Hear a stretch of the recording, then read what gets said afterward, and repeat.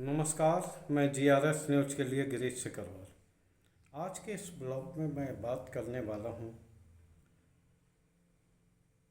Bharatiya Janata party की उस रणनीति की, जो कि होना तो ये चाहिए कि पक्ष और विपक्ष दोनों एक प्राकृतिक आपदा से न सिर्फ मिलकर लड़ाई लड़ते बल्कि दिल्ली की आम जनता को राहत भी देने की कोशिश करते हैं। लेकिन कहते हैं कि राजनीति जो न कराए वो करे। भारतीय जनता पार्टी ने केजरीवाल की पार्टी के ऑफिस के समक्ष प्रदर्शन किया और दिल्ली को पानी की अनियमित सप्लाई को लेकर निश्चित तौर पर घेराव किया। पानी और बिजली ऐसी मूलभूत आवश्यकताएं हो गई हैं और इन्हीं मूलभूत आवश्यकताओं के बल पर आम आदमी पार्टी दिल्ली में न सिर्फ विधानसभा में बल्कि नगर निगम में भी पूर्ण बहुमत से बैठी हुई है। उसने 15 साल की उस भारतीय जनता पार्टी को निकाल कर नगर निगम से बाहर कर दिया, जो भारतीय जनता पार्टी अपने संगठन के बल पर 15 सालों से लगातार नगर निगम में बैठी थी। इस समय अत्यंत गर्मी के कारण पानी की खपत बढ़ी है और इस समय पक्ष और विपक्ष के मध्य ऐसा झंझट ये दिखाने को पर्याप्त है कि लोगों में अपनी कुर्सी बचाने या यूँ कहिए कि आप जनता को लाभ न देने, केवल कुर्सी के लिए संघर्ष करने की मानसिकता दिखने लगी है। अगर ये नहीं होता तो दिल्ली में भारतीय जनता पार्टी पानी को लेकर सवाल तो खड़ा करती,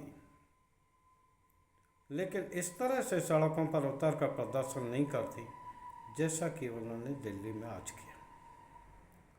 निश्चित तौर पर पक्ष और विपक्ष लोकतंत्र के एक ही सिक्के के दो पहलू हैं, जिनके बिना स्वतंत्र लोकतंत्र की कल्पना भी नहीं की जा सकती। स्वस्थ लोकतंत्र के लिए जरूरी है जितना सत्ता दल उतना ही विपक्ष भी जरूरी है, जो कि सरकार की नीतियों पर न सिर्फ सवाल खड़ा करें बल्कि सरकार को उससे निकलने का उपाय भी बताए कि आखिर आम जनता को किस प्रकार से आप लाभ दे पाएंगे। लेकिन होता यह है कि सरकार की जरा सी कमियों को लेकर विपक्ष सड़कों पर उतर जाता है। अरे, जब देश के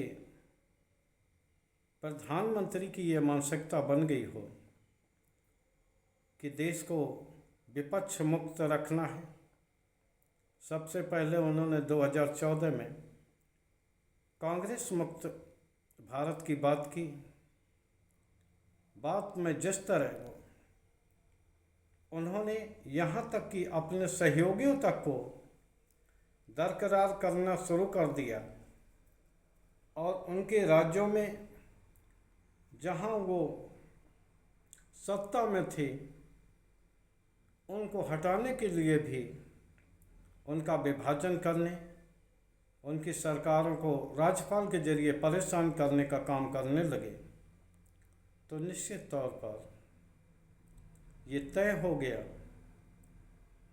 कि प्रधानमंत्री का उद्देश्य विपक्ष मुक्त भारत है, यानी कोई भी सत्ता पक्ष विपक्ष को बर्दाश्त नहीं करना चाहता।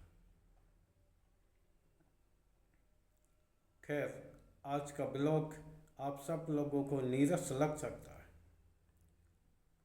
लेकिन जिस तरह से प्रधानमंत्री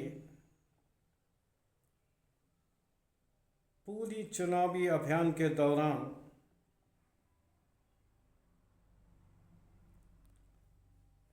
विपक्ष को कोसने के साथ साथ पूर्व प्रधानमंत्रियों को भी और अन्य दलों पर किस प्रकार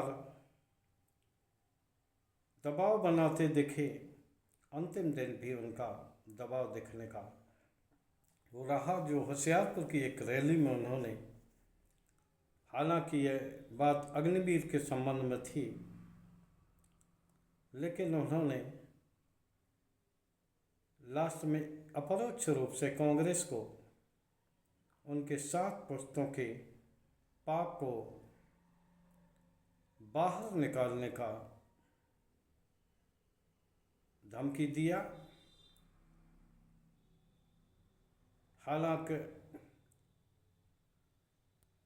मोदी जी का ये अंदाज नहीं है, क्योंकि वो गंभीर से गंभीर बातों को भी किस प्रकार मजाकिया ढंग से कह देते हैं, लेकिन होशियारपुर की रैली में उन्हें ये जिस तरह से उनको दिखा, उनके तेवर दिखे, उससे एक बात स्पष्ट है कि पंजाब में संभवतः उनके मन मुताबिक रिजल्ट नहीं आ रहे, या यूं कह दीजिए जिस तरह के उनके अपने चुनावी भाषण में वो बार बार हर रैली में अपने मुद्दों को बदलते रहे। हालांकि वो जनता से जुड़े मुद्दों पर नहीं आए, लेकिन नरेटिव सेट करने के लिए वो विभिन्न प्रकार के अटकाऊ भटकाऊ नरेटिव सेट करते रहे, और आज वो कन्याकुमारी के विवेकानंद संग्रहालय में मौन व्रत पर बैठे, और वो मौन व्रत भी जिसमें उनकी पल पल की तस्वीरें सोशल मीडिया पर वायरल हो रही। प्रायश्चित करना या कोई भी उपवास रखना व्यक्ति का आस्था का विषय होता है, व्यक्तिगत विषय होता है, लेकिन जिस तरह से आस्था और व्यक्तिगत चीज को किस तरह से सार्वजनिक बनाया जाए, ये सिर्फ देश के प्रधानमंत्री मोदी ही कर सकते हैं। खैर, मैंने अपना ब्लॉग दिल्ली से शुरू किया था, वहाँ पानी की अचानक बहुत कमी हो गई। पानी सप्लाई में भी अंतर पड़ रहा है, जबकि बीजेपी ये आरोप लगा रही है कि सत्ताधारी दल यानी कि आम आदमी पार्टी पानी माफियाओं को फायदा पहुंचाने के लिए जानबूझकर पानी की सप्लाई बाधित कर रही। यहाँ ये प्रश्न फिर से उठता है कि जो सरकार मात्र पानी, बिजली और शिक्षा के नाम पर ही दिल्ली में शासन कर रही है, वो अपने ही मुद्दे की धार को कुंद क्यों करेगी।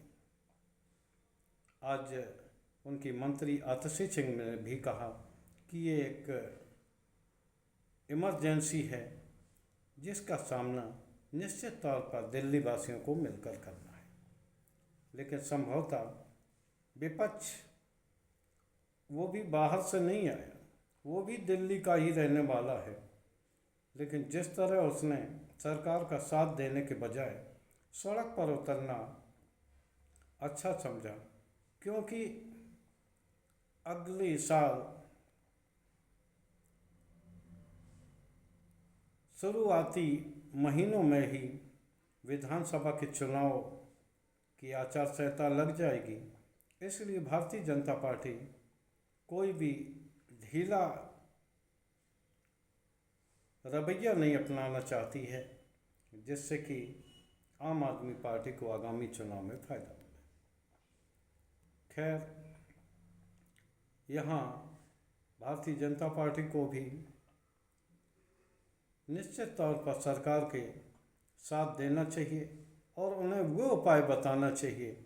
वैसे तो वहाँ के दिल्ली के एलजी सक्सेना छोटी छोटी बातों पर अधिकारियों की बैठक बुलाते रहते हैं। क्या उन्होंने इस संबंध में कोई साझा बैठक बुलाई, जो कि उनका मुख्य दायित्व भी था? लेकिन कहते हैं ये राजनीति जो न कराए वो उचित है। आज के ब्लॉग में बस इतना ही। जय हिंद।